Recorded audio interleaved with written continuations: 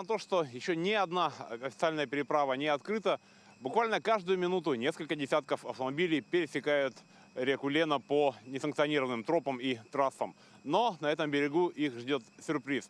Патрули ГИБДД, ГИМС и службы спасения. Рейды по несанкционированным переправам устраиваются ежегодно, в период активного ледостава на реках.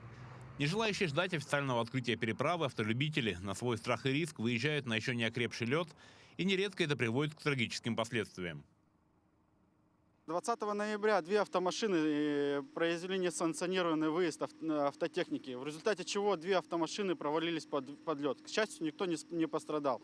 Наши инспектора центра ГИМС выехали на данное место провала, произвели замеры. Замеры показали толщина льда не более 10 сантиметров.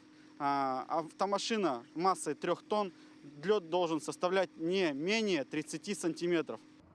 С начала осеннего периода уже составлено более 40 административных материалов на водителей, совершивших несанкционированный выезд на лед в черте города Якутска и поселка Нижний Бестях. В связи с довольно теплой осенью ледостав на реках начался поздно, и открытие первой официальной переправы через Лену задержалось. Первая официальная переправа расположена у нас в районе Хатас-Павловск.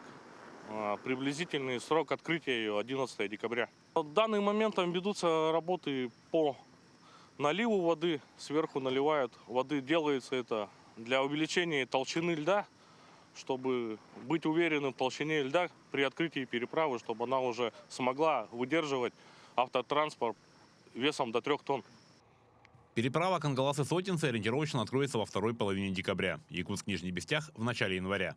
А до тех пор выезд на лед запрещен и влечет за собой не только шанс получить административный штраф, но и вероятность лишиться автотранспорта, ушедшего под неокрепший лед.